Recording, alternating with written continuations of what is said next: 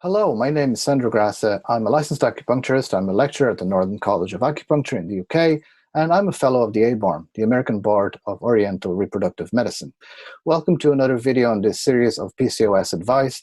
And if you haven't seen the other previous videos, please go and check them out now, as this is a continuation of the previous video where I was joined by Maya Harish, a naturopath colleague of mine. And today I'm going to ask you to share with us what would be the lifestyle advice that you would give to someone in your clinic who has just been diagnosed with PCOS? Well, the first one is exercise, which is probably the least favorite advice anyone can give.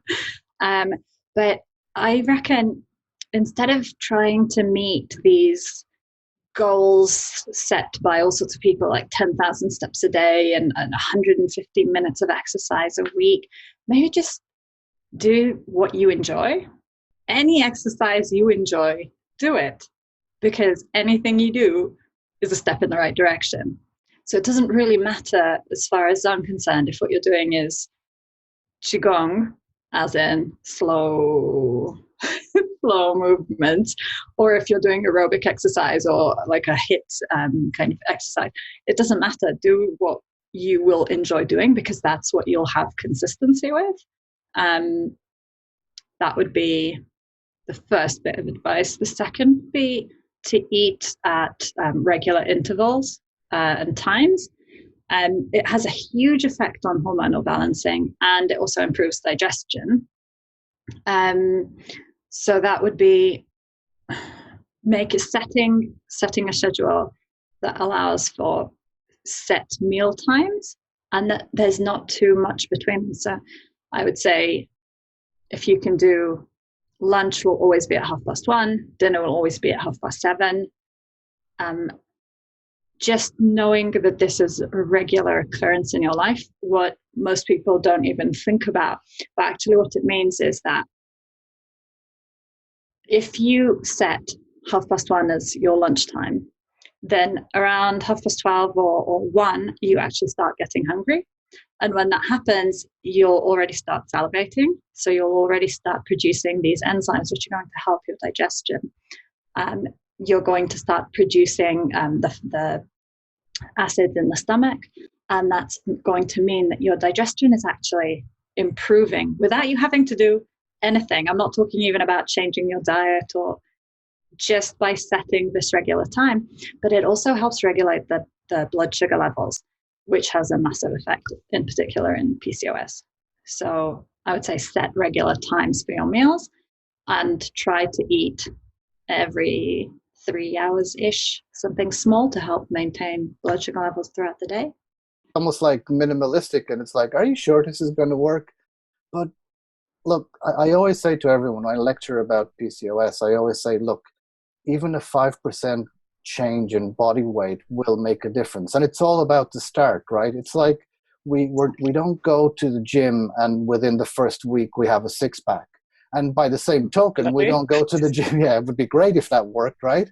And by the same token, you don't go to the gym for 6 months, get a six-pack, and then stop because you've got it. And now you don't have to do anything about it, right? So I always give those examples, and it sounds simple, but it's almost like it needs to be simple for the person to start doing it and getting in that rhythm of doing it as well. So I really like that bit. So the eating regularly as much as possible, and start small with the exercise. Just plan something around what you can do, what you enjoy doing, and then I suppose just start doing it and see how it feels. Yeah. Or you adopt a dog. If you adopt a dog, you get regular exercise, plus you've got good karma. So And you get extra hormones because you would get extra oxytocin as well. So that's a completely different talk there. It's not just PCOS anymore. Plus, don't forget the stress reduction. If you adopt a better dog than mine, then you get stress reduction. If you adopt my dog, then it's actually the opposite, but sure. And again, with the stress reduction, it's kind of the same principle again, with it sounds simple, and a lot of the times it's almost like, where do I start? Like if I'm sitting in the clinic in front of you and you say stress reduction, what does that even mean, right? But it just means start somewhere. This is where people get the most. I feel this is what frustrates people the most, because we hear all the time about the stress reduction and you have to find some sort of stress management technique. I'm like, no, you don't need to make it complicated. You can knit, okay?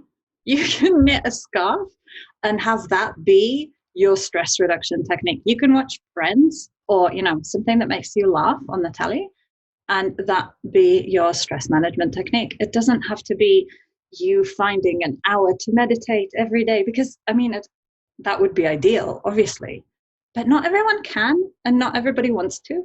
So you can just go with what works for you. What is the thing that calms you down? Is it taking a bath? Is it reading a book? Is it, doing some intricate sewing situation? Like, everybody has their own thing, and that's fine. You don't have to fit anybody else's mold. Stress reduction is about what reduces your stress levels, not anybody else's. So we're going in little steps here. We started with the first video, giving you a little bit of background. Then we went on dietary advice. This one, lifestyle, and a little bit of dietary advice as well, but a few key points to start with. And thank you so much for being here, Maya. Can I please ask you to join us for one more video where we're going to talk about I know people hear about vitamins and supplements all the time, and I just want to give them a little bit of an advice of kind of like where to start again, rather than just making it too complicated. Is that okay? Yeah, of course. So See you later. I'm going to put a summary on screen now so that you can see just what we were talking about on this video about lifestyle. And please join us for the next video where we'll talk a little bit about vitamins and supplements as well. See you in the next video.